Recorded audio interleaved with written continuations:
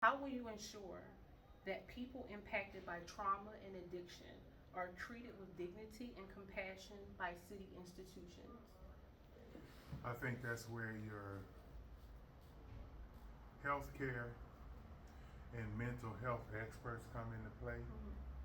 We need to facilitate a operational manual to make sure that our city employees know how to approach those situations, knowing how to respect the person as they're dealing with uh, whatever scenario that they're dealing with.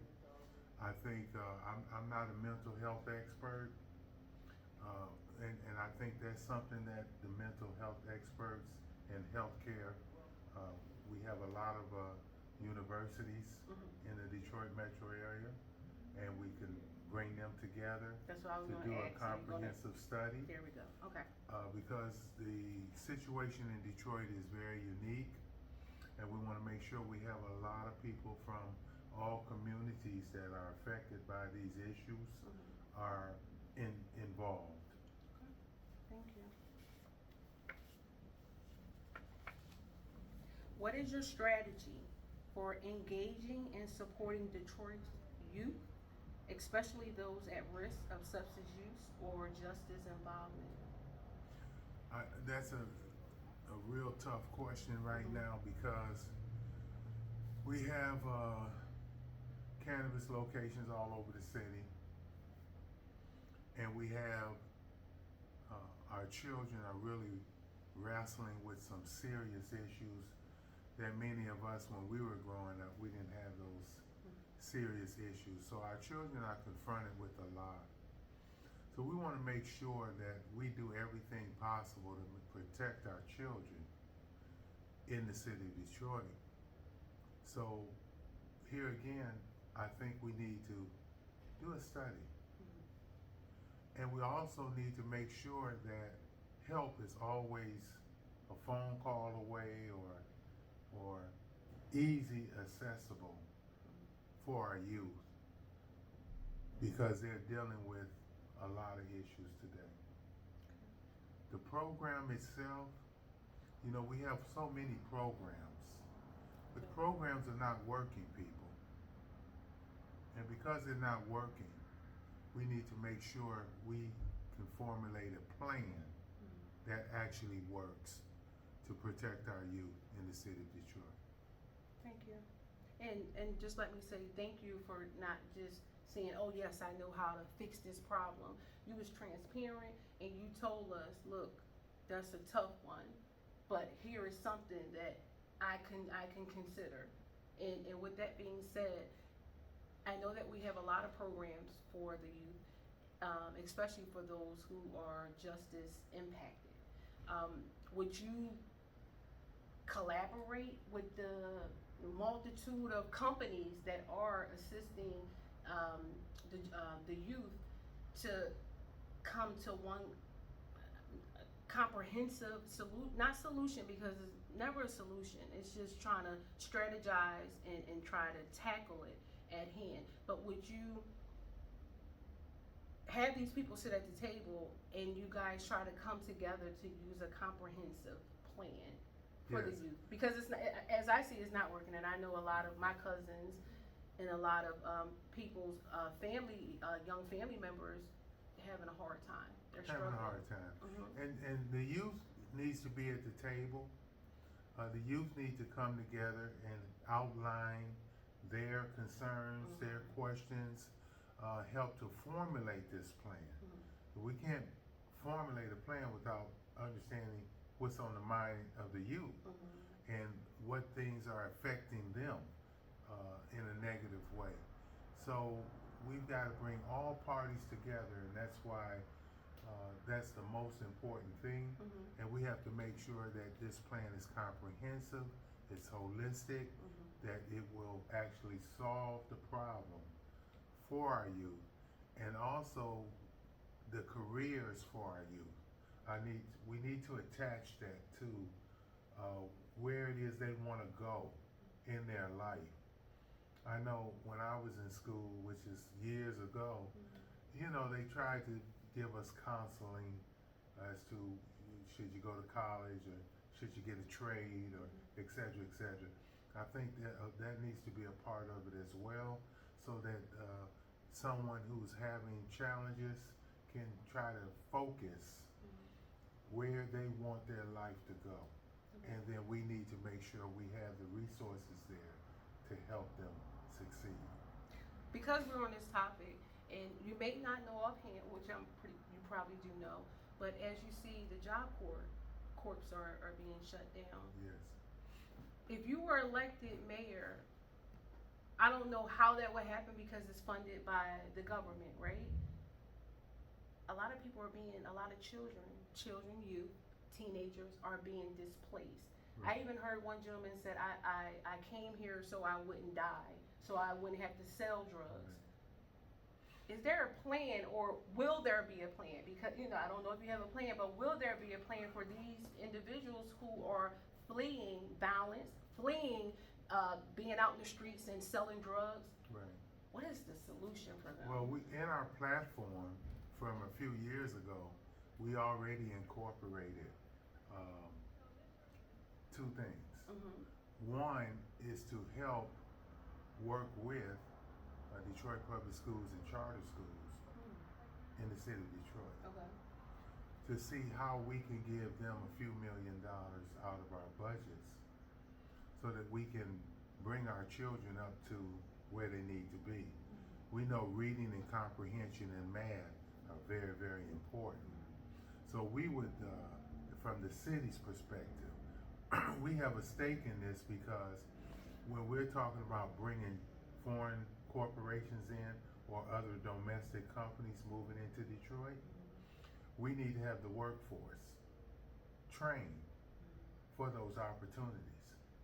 So it's in our best interest as residents in the city of Detroit to focus on the school systems to make sure our children can compete in the 21st century and take city resources to make that happen. Also, we want to make sure that we set up a Detroit City Academy owned by the city. The purpose of that is if we have a lot of high schoolers who want to work for the city, now we can, while they're in the 9th, 10th grade through the 12th, they can join whatever they want to do in that city department. We need to make sure that Detroit residents is the priority for these good paying city jobs. And so that would be a start for us. We also need that same academy to be able to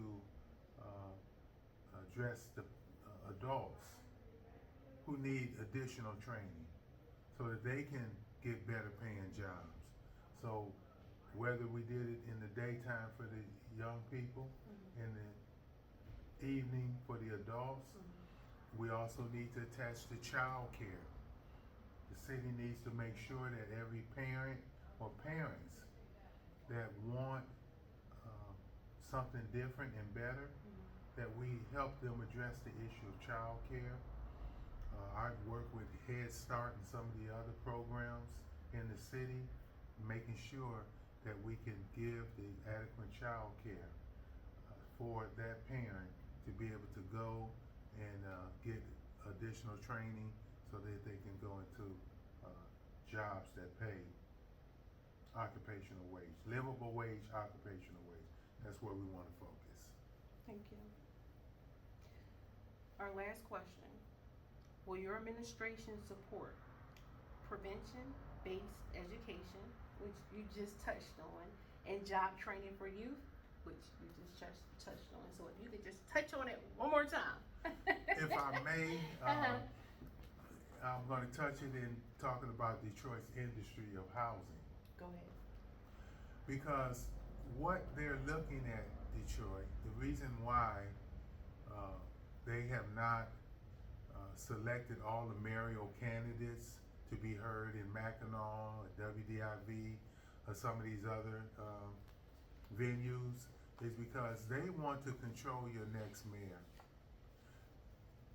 Someone is going to make the billions of dollars it's up to you, Detroit, whether or not you want that to be going to the residents in the city of Detroit, or do you want that to continue to go to the oligarchs and the corporations and the rich?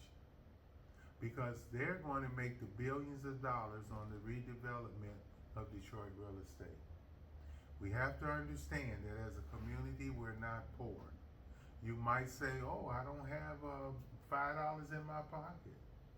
Well, just know that if we flip the script and start to include Detroiters, we're 75 to 80% the population, and the city contracts, city development, everything that's done in the city that would allow our community to sit at the table of prosperity should be inclusive, reflective of the population of the community.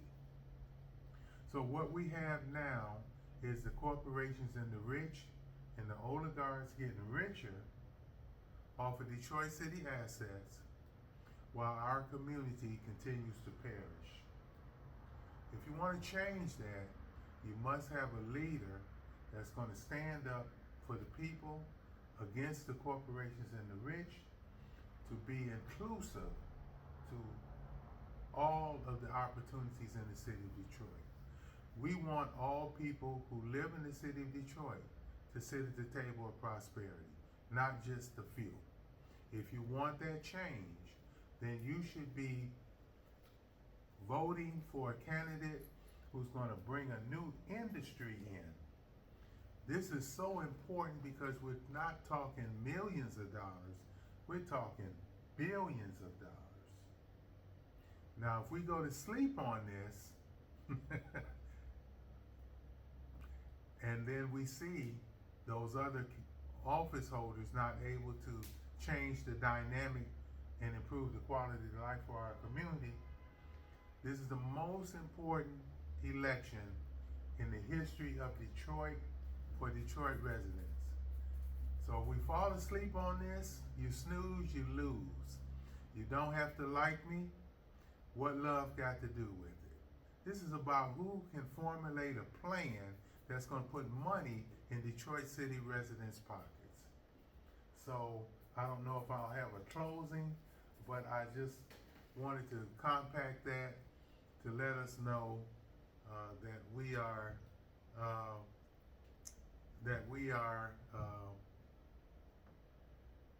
serious about inclusion, and for the real estate developers, real estate sales, skilled trades, builders.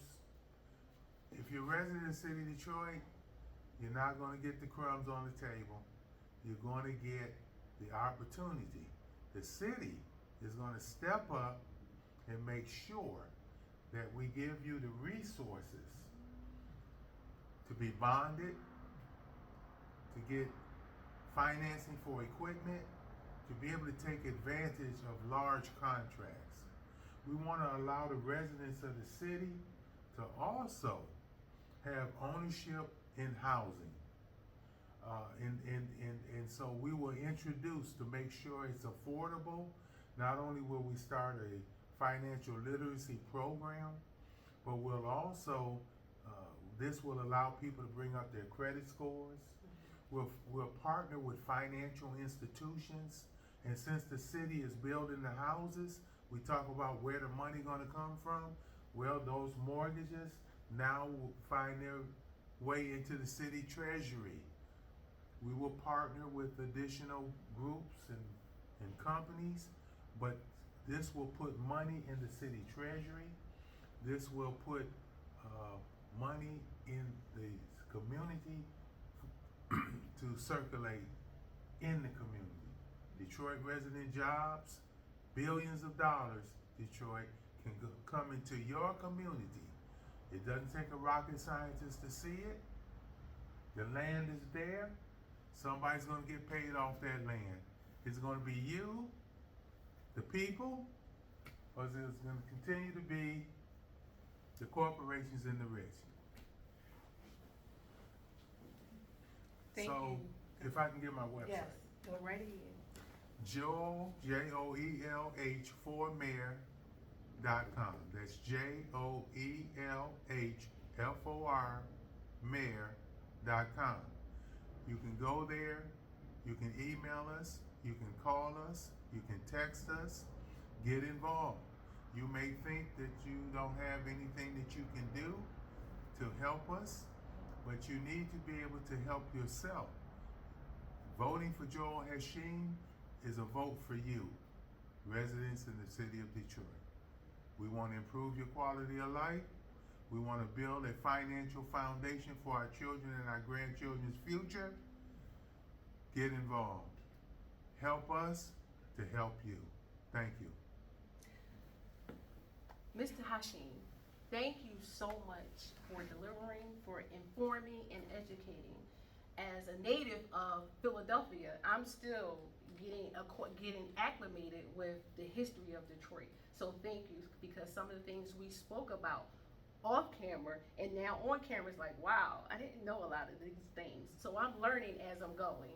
The most important thing in this is if we're going to put billions of dollars in our own community, or we're going to continue to let the other people run it. 50 years since Coleman Young, the mayor, from Dennis Archer on back, it's been corporate. I had something else, but maybe another time if I'm invited back, we can talk on. I have more. Okay, so I want to do this before we end the show. As a precinct delegate, I am responsible to inform, to advocate, to educate the constituents, my community, specifically people in recovery. What precinct number is this? I'm not sure, but I know I'm precinct 167.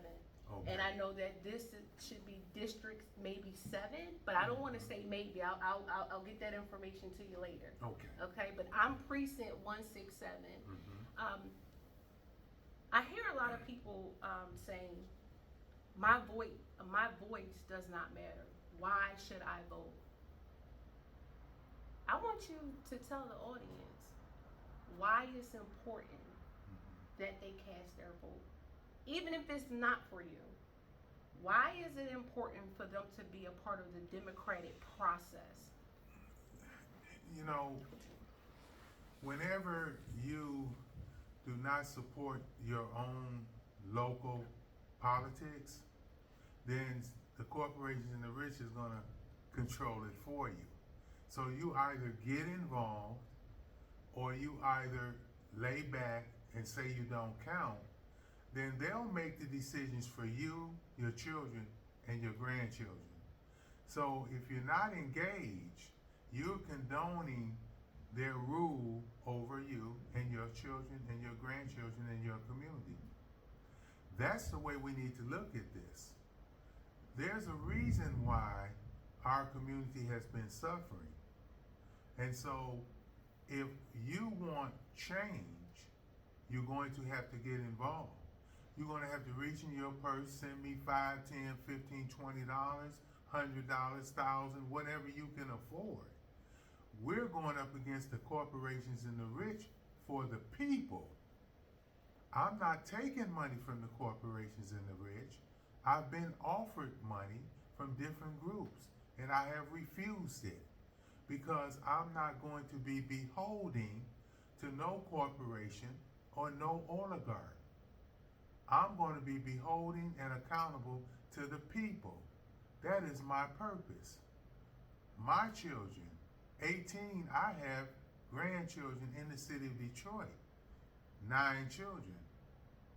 So now, all of the children in the city of Detroit belong to us because it takes a village to raise a child. So if you don't take this serious, don't complain later when they continue to downsize you. Gentrification is also a big issue in Detroit. With all this vacant land, calculate how much generational wealth has been destroyed because of gentrification. Gentrification, the proper understanding, is very important. You do the research. Gentrification is a system. It's like a bullet that has no name on it. Why? You may say, oh, I'm looking good. I have my home. I have this, that. I have a good job. I have all these things. Well, gentrification may hit your children and your grandchildren. And you may find that your home ends up in the land bank or the county or the state, no longer belonging to your children when we leave the planet. So if you're not understanding gentrification and you feel like you should not be engaged because all the politicians sound the same, well, I can tell you, if they sound like me, they're taken from our platform. You should be able to recognize that. However, this is about war, political warfare, economic warfare, educational warfare, spiritual warfare, mental warfare, all taking place in our community. Wake up, Detroit. See the handwriting on the wall. Thank you so much. I really appreciate your time you spent with us. Thank you for accepting to be a guest on our show. I'd like to thank the audience for tuning in. And until next time, we'll see you soon.